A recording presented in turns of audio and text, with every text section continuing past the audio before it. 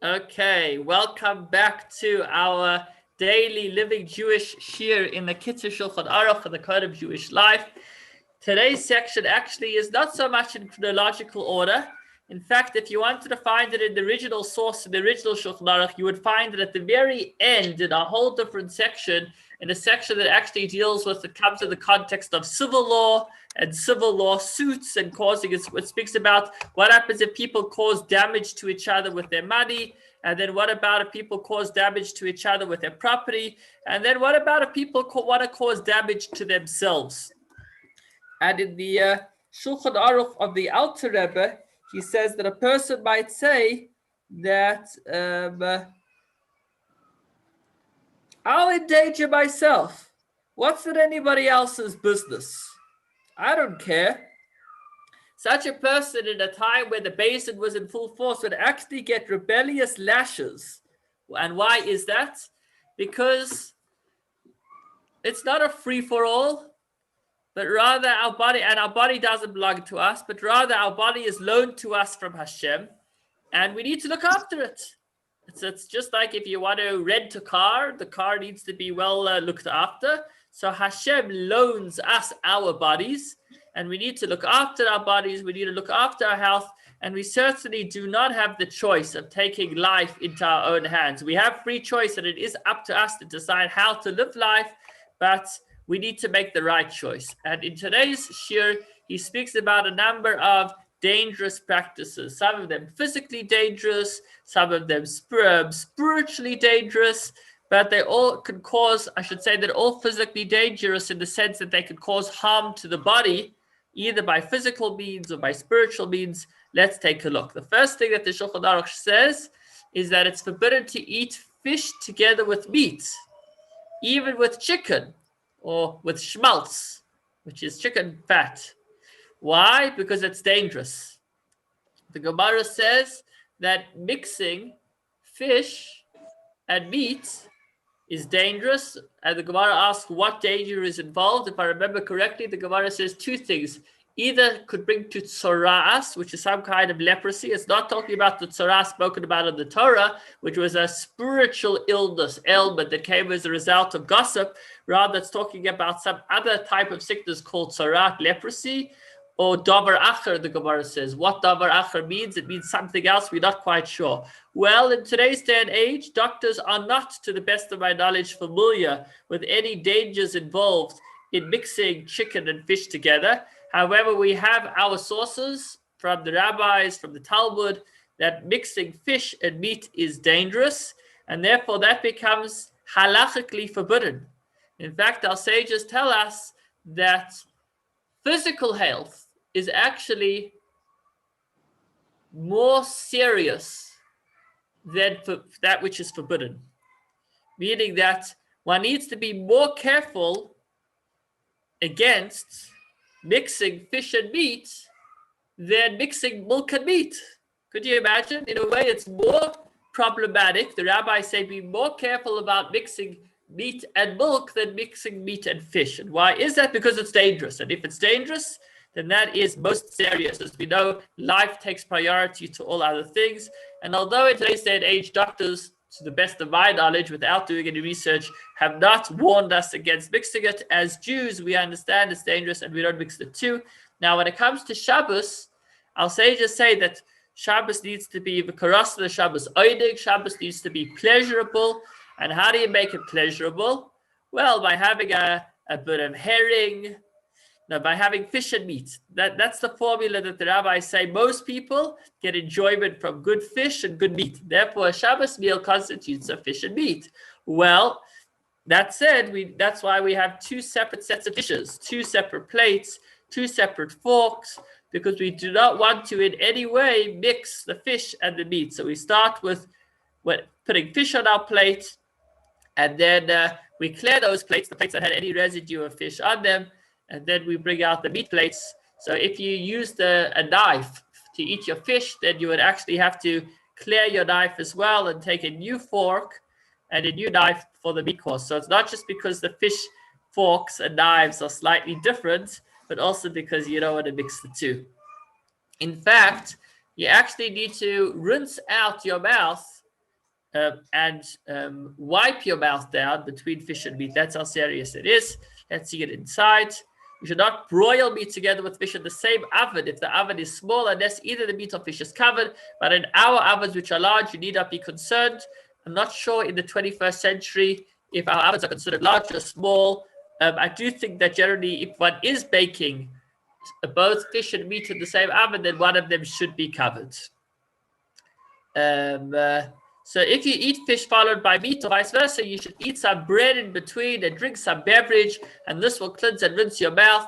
So if you're looking for an opportunity to say l'chaim when you've sat down for a meal, then you've got a good excuse. When you've just finished having your fish and you're ready to have some meat, you got to make sure to drink something and to eat something. That way you've both wiped your mouth down and washed your mouth out, so that you are not in any way endangering yourself by having fish and meat mixed together. Now, what the Kitzur Shulchan Aruch does not mention, yes, Terry. What is the actual danger? So the Gemara says two things: either sora'as, which is a form of leprosy, or davar acher. I think today we don't know what it is, but we trust. I mean, maybe doctors will discover it. So we don't know. We don't know what it is. But we know that it's there.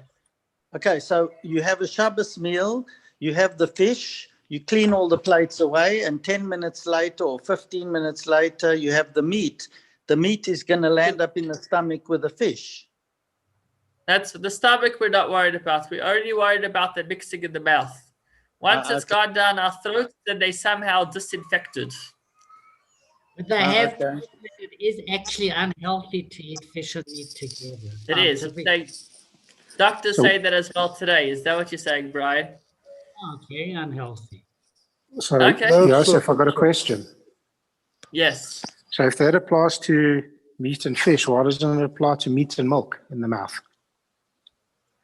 It's a very interesting question you're asking. The author of the Shulchan Aruch, Rabbi Yosef Cairo, he was called Yosef Cairo because he actually lived in Cairo, Egypt. So in one of his works called the Beis Yosef, I don't know if you've ever heard of the Bet Yosef Hersher.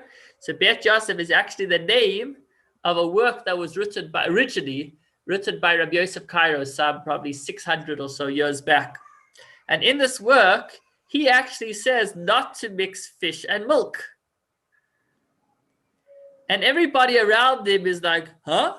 Fish and milk? There's no mention of that in the Gemara. The Gemara only speaks about fish and meat. So most Ashkenazim, or many Ashkenazim, say that it was actually a mix-up. When he said not to mix fish and milk, he meant not to mix fish and meat. But fish and milk, there's no problem at all.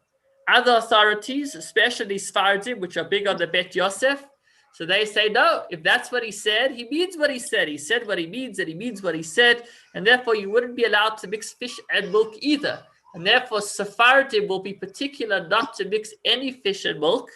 And Ashkenazim, though, are following his contemporaries, which argued with him and said that, no, this must, or not with him, but they said there must have been a mix-up over here because the Gemara only speaks of fish and meat. So to answer your question, Mark, it seems like it's almost like when you have a chemical reaction, you need to have certain ingredients in place to make that reaction. So the Gemara only speaks about this danger, which is born specifically out of the combination of fish and meat. However, Rabbi Yosef Cairo does also mention fish and milk, and that's why some are particular actually not to mix fish and milk together either. I don't know if I've answered or made it more complicated.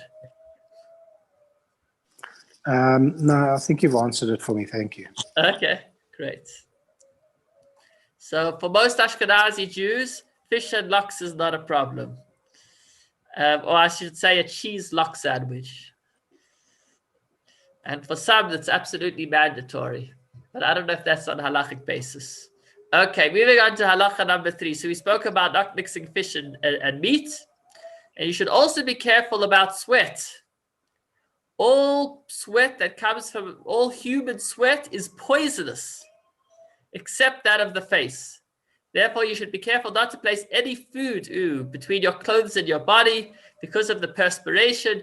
Neither should you put coins into your mouth, for there may be some perspiration on them. And furthermore, many people handle them, and there may be sick people among them. So this is your local COVID alert. Comes the Kitzur Shulchan Aruch and says, please, you don't want to catch COVID, don't put coins in your mouth. That's dangerous, because it's handled by many people, and one of those people may have COVID or some other sickness, and you would certainly not want that sickness transmitted to yourself. So this halacha number 3 speaks about not transmitting sicknesses or dangers between people.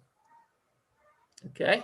Now this halacha number 4, I looked into once before. I did not get a chance to research it now. I have never heard of it, meaning growing up, I never knew of such a thing. So I'm not sure what it's about. I'll have to get back to you. But the Kitzur Shulchan Aruch does say that if you smell food and you don't eat it, then you should spit out the saliva that was in your mouth while you were smelling that food, because otherwise it's dangerous. Well, I'm as clueless about this halacha right now as you are, so I will have to get back to you. I cannot comment on what I don't know. Moving on to halacha number 5. Be careful not to drink water that has been left uncovered. So this is quite interesting. The Gemara speaks at length about this. The Gemara actually speaks about if it was left uncovered for the amount of time for a snake to stick his head in and take a drink, then you cannot drink it, because the snake may have left poison. The Gemara says, what happens if you saw somebody drinking it and nothing happened to him? The Gemara says, no, don't drink it. Why? Because it could be the poisons at the bottom. What happens if you saw somebody drinking from the bottom? Well, it could be the poisons at the top. What happens if you saw one person drinking from the top, another person drinking from the bottom? Still don't drink it, because maybe the poison is in the middle. Well, most halachic authorities say that nowadays there aren't snakes in our vicinity, and therefore there would no longer be an issue with eating food that was, or drink that was left uncovered However, it is better not to leave food or drink uncovered overnight. That's something today as well. If we're ever packing up for dinner, I mean, I guess also from a health perspective, you want to put everything away, but it could happen that, you know, if you got a big bottle of water like this, and then one of the kids are playing with it, and then they leave the lid off, and you come the next morning and it looks like it's sparkling good. So in our house, we would actually, we wouldn't drink it, even though it's a big 5 liters and what a waste, but our safety comes first. So that's the concept of not drinking water that has been left uncovered. Interesting stuff. Okay, now it is forbidden to place any food or drink underneath a bed. If you've got some really good goodies and you don't want anybody to know about it, and you think you found a good hiding place, don't put it under your bed, even if it's covered, because an evil spirit abides over them. In villages, some people keep potatoes and other foods underneath the beds. They should be warned against this. So a common scenario of this is airplanes, but I'll chat about that in a moment. So just to clarify, yes, don't keep food. If you have a space under your bed and you want to keep maybe a bottle of water over there or something, there's evil spirits. Ooh, evil spirits. And we don't mean like ghosts. I don't mean like demons. Don't worry, none of that stuff. But nonetheless, there is a negative energy that resides under the bed, and therefore a Torah-observant Jew, for his health, will ensure not to place any food under his bed. Now, as far as airplanes, I did once see an article in the Jewish Life magazine where Rabbi actually cautioned people not to put a bag of food under the seat in front of them where somebody is sleeping. Now, it could be that has its sources, but when I spoke with my father-in-law about this, my father-in-law is a big Rosh Yeshiva of a few hundred students in New York. He said that no, he believes that this prohibition is specifically about the bed. He doesn't say it's forbidden to place any food or drink underneath a sleeping person. It says it's forbidden to place food or drink under a bed.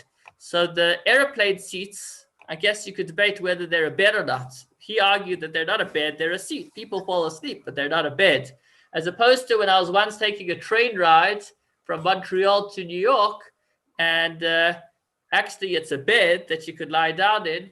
Actually, I'm confusing it. I was taking a train in Belarus, in White Russia, from the city of Minsk to the city of Gomel. It was about an 8-hour train ride, and there were beds. And under the bed, you could lift it up, and then inside it, you could place your food or your bags. So I'm sure many of you may have seen on trains, if you've ever traveled that way, sometimes within the beds, there's a chest.